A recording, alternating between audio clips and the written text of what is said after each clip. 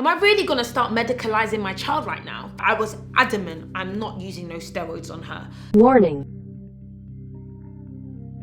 My experience as a mother with my daughter sharing her journey with eczema. There may be some graphic images, so watch with caution. Hello there guys and welcome to my channel. I have Nova and Grace here, my beloved beautiful children, and I really wanted to give an update specifically around Nova's skin and her journey when it came to eczema, because I remember when she was about 8 months old, I remember coming up doing a video, like my tears pouring from my eyes, dealing and sharing with Nova's journey around eczema. Nova, this is your debut. Should we do this? Can we do this, darling? So I wanted to come back and do a video where I show you what she looks like 3 years later. Eczema free, steroid free. It's been a bit of a journey. Nova, how's your skin? Can you tell the camera how your skin is? It's already clear. Already clear. Oh, yes, skin. Come through, skin. Come through, skin. Can you show them the other side of your face? Yes. Come through, clear skin. Come through, clear skin. Grace, how's Nova's skin and how was it before? It's clearing up now and it was very red and eczema-y. When you used to go to parties, what did you tell people? I would tell them that she can't eat egg, milk, flour. But now she's allowed a lot of those things, just not egg. You did a really good job of looking after her, didn't you? I'm probably gonna let them go because trying to do this video with kids is gonna be a bit of a mission. All right, girlies, you can leave now. Okay. Do you want to say bye to the camera for me? Bye. Bye. Bye. Hello there, beautiful people. Welcome to my channel. I want to have this conversation without the girls so I can really get into the detail and to really talk about the timeline. So today I really wanted to talk about childhood eczema, my daughter's journey with eczema and allergies. And I'm going to give this video a bit of a warning because I'm not going to give any medical advice, but I'm going to let you know that I didn't always follow the advice of the quote-unquote professionals. But the amount of messages that I got from other mums who saw my daughter's video 3 years ago, who were literally on the brink of despair, and I know what it was like, and I can't even talk about it without getting emotional. I had PTSD because of what was going on with my daughter, and this is the year, and probably to the end of last year, for the first time in 3 years that she has been basically eczema and allergy free. This is not a joke, it's not trivial, and any parent dealing with this, I know it's hard. I also personally began to deal with severe eczema and allergies after she had it. And I don't know if it was stress. I don't know if it was my hormones changing. I don't know if it was, I don't know what it was, but I'm still dealing with eczema myself personally now. I have it reoccurring on my ears, on my neck, and around my eyes. It's really interesting how like things can impact children, but also parents. And like stress can also cause other things to happen. So I'm gonna get into the details of our journey. So number one, my daughter was born, and I remember thinking, oh, she's so cute, whatever, full head of hair, gorgeous little baby. And I remember bath time, and I remember thinking, she's a little bit pink. Bear in mind, she's mixed race. I was like, this is a pink baby, pinker than my other daughter. I remember thinking that.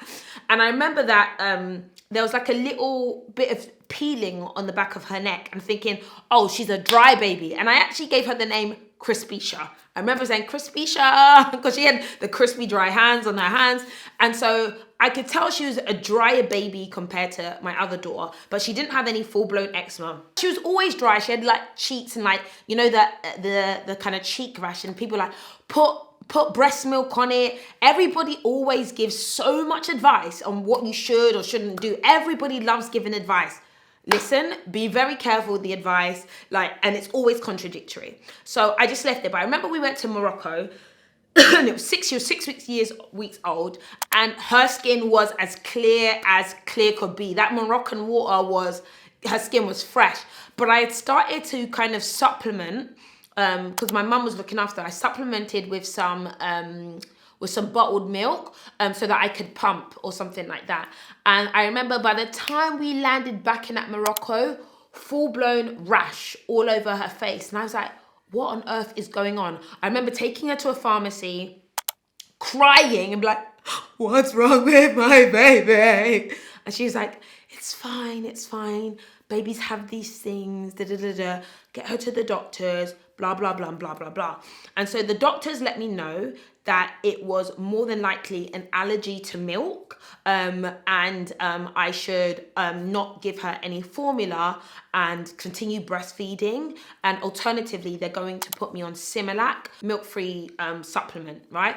And so for most childhood eczema, I think you can actually say it's either due to something that they're consuming or something you are consuming. But fundamentally, they gave me a cream, and they gave me a steroid cream. And I remember being like, I had actually used a steroid cream on my first daughter, one and done, right? And like, I did it one time, I was like, wow, that cleared her rash really quickly, and it never came back. So babies do get rashes, but I used it on my daughter, and then I stopped using it on her, and I thought, okay, this is all gonna be clear. There's gonna be no issues. We had a madness with her skin. I have to sit down and tell you about like baby acne and eczema. It got crazy. But the rash came back again. And I remember being like, why has my daughter got this rash? What's going on? I didn't know about childhood eczema. I didn't know what any of this meant, right? I was just like, well, just use the cream that the doctor gave you. And so I remember going onto some forums, some mother forums who had the steroid creams for their babies. And then they were talking about wet wrapping, and they were talking about all this stuff using steroids. But I remember they said, slather it on. And so I, like a idiot, was reading that, and I was like, well, okay, and then it will knock it out. What did that even mean? Knock out the rash, and that it would clear. So of course, face cleared. And then when I stopped using it, within about 3 days, it came back like a vengeance, and it was something else. Something else had begun to occur. This wasn't just a dry rash. This was the skin flaring and going red and going puffy and going oozy. And I just realized this cream, it's not working.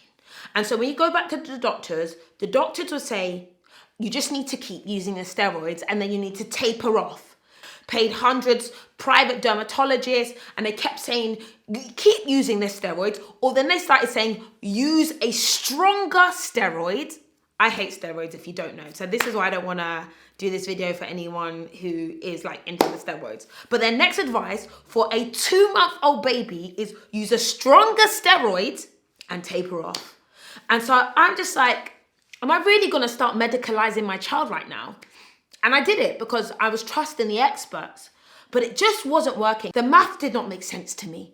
I'm a couple of grand in at this point in time, realizing this doesn't work.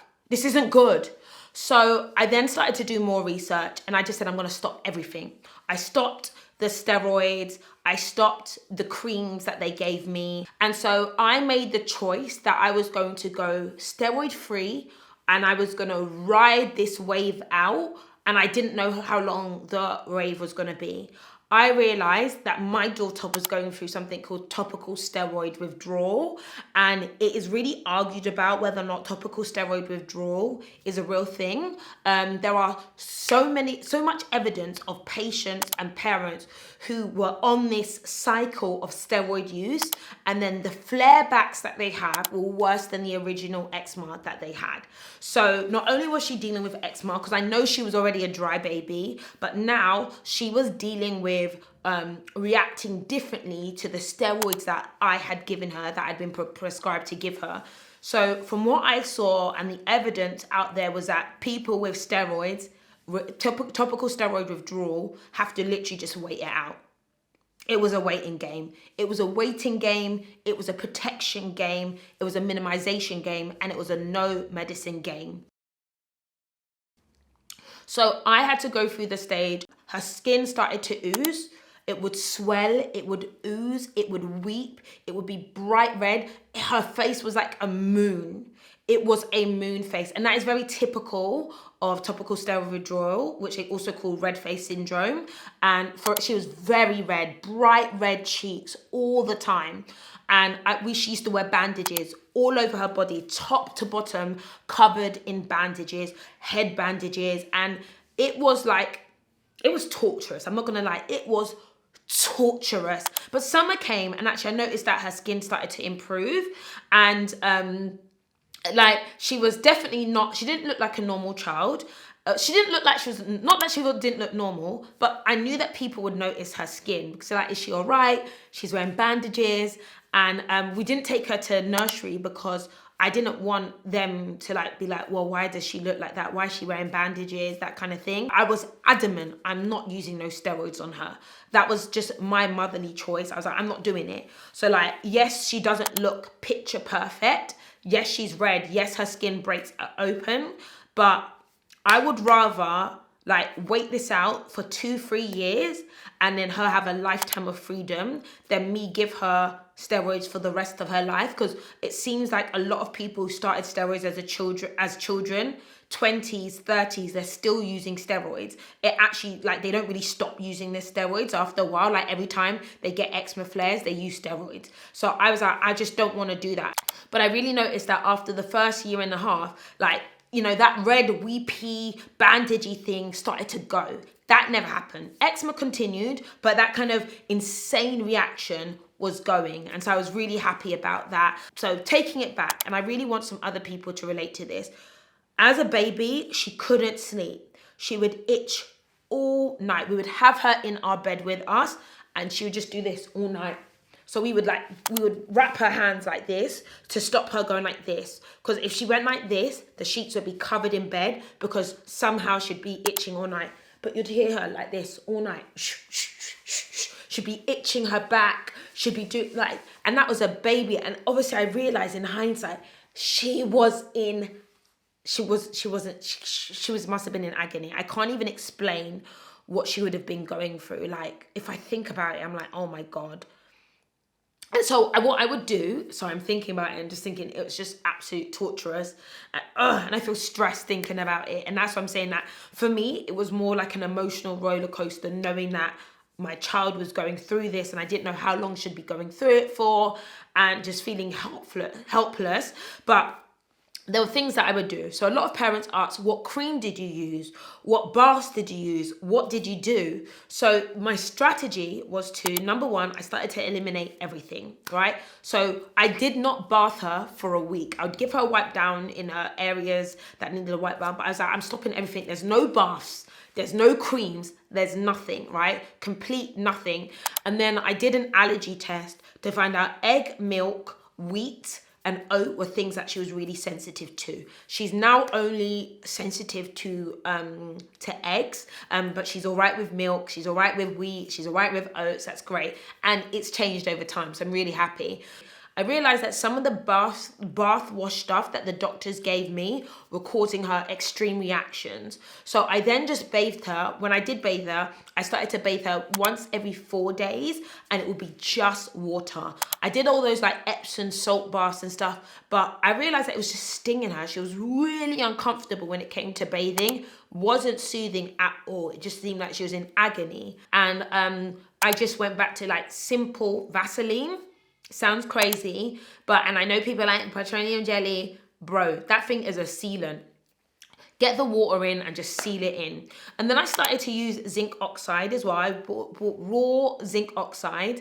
I bought chamomile powder, and also hibiscus flower was amazing. So I do a little hibiscus tea kind of thing and pat that on her skin. And I noticed it was really soothing for her as well.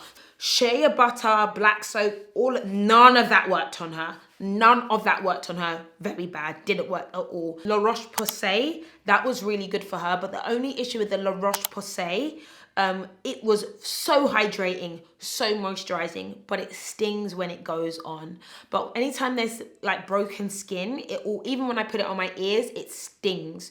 And it burns and it burns and it tingles and it burns until it's clear.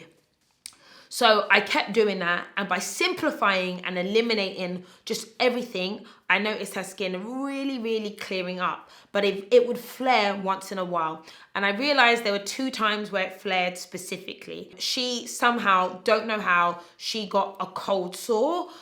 Probably they say it's from grandparents, they say it's from like kids, I don't know, but yeah, she got one. And for her, as soon as she gets a cold sore, she's had one 2 times, she gets a full-blown rash. And that's when you know, but I didn't know. So there's actually a disorder that happens to people with eczema that can actually be deadly. And I didn't know about this because nobody tells you about this, because you think, oh, it's just eczema, put some cream on it.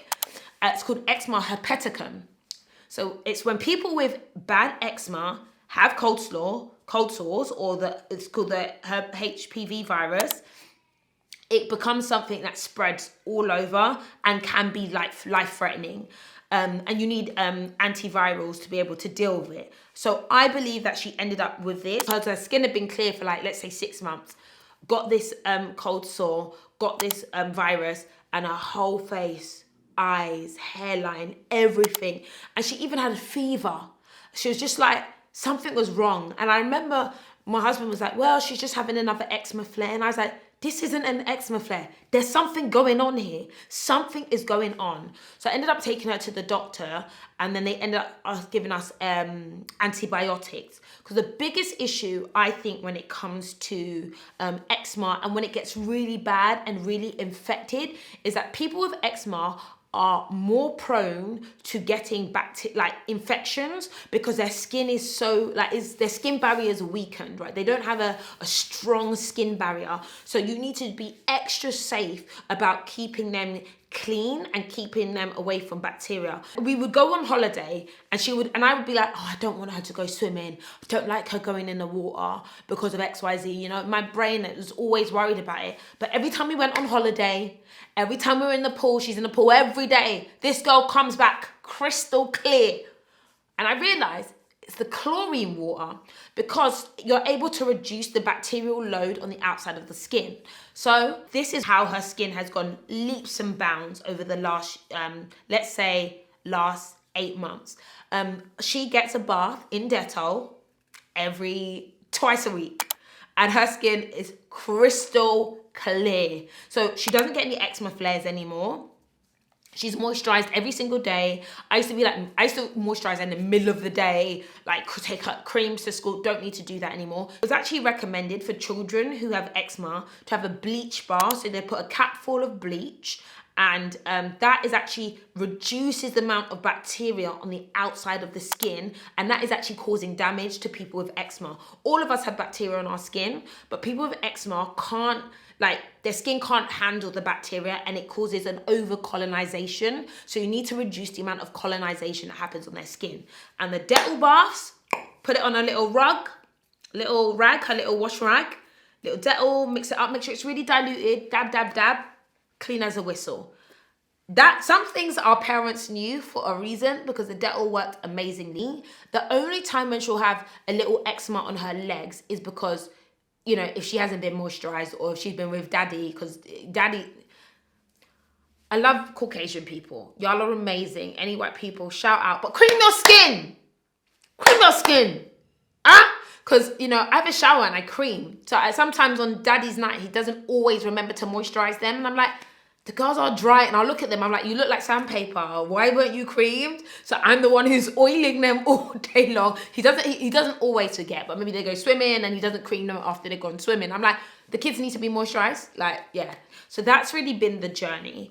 I really want to share my main tips, summarizing. Back in the 50s, eczema was, one, it was much rarer than it is today, and two, there wasn't much of a treatment for it. They would tell people to wait it out, and that usually by 5 years old, children with eczema wouldn't have it into adulthood. And they also said that back in the 50s, it was extremely rare for adults to have eczema. It was considered a childhood disease. Something's happened that now adults are dealing with something that was a childhood disease. So the reality is, something's not given. It might be in the water, it might be in the diet, it might be in the medications that we're being given. So just be careful. I will tell parents, like, don't worry. It's painful. It's really painful seeing your child in agony. It does get better. I'm 3 years in and my daughter is now better. But at the time, I thought like I didn't know what was going on. I was absolutely terrified, scared out of my mind, and emotional. And I still live with the strain of it. Like if she wakes up and like she's got like a red dot on her face, I start panicking because I'm like, is this going to turn into a flare? Is it going to be eczema herpeticum? All these random extreme thoughts would go to my head because like it happened. I would wake up in the morning and I'd see her sheets bloody and my heart would sink. So like I still sometimes feel that kind of stress, but now that doesn't happen anymore. I'm like trying to, you know, live with the fact that, okay, she's well, she's healthy, she's healed. So to any parents out there, I just want you to know that it comes, it goes, and the child should be all right. And do see a professional if you are concerned. So guys, I really hope that video is okay. I feel like I talked a lot, but I really wanted to cover a lot. And maybe if you want to hear more about my skin routine and my like managing my skin with eczema and allergies as an adult, happy to do that. All right guys, thank you for watching and I'll see you all later. Bye. These are Grace's unicorns. She lost one. She didn't go to sleep for days because she didn't have a unicorn. So I bought the exact same replica unicorn that she found it. And now she calls them her brother and sister. And No, I call them unis. okay, Unis. they're her unicorns, so she probably wants to change them. All right, we've seen the unicorn. The unicorns are good. Yeah, we've seen the LOL dolls. My friends, leave this room. Oh yeah, oh yeah. Go Grace, go Grace. No, you're so little. No, be bigger. No, be bigger.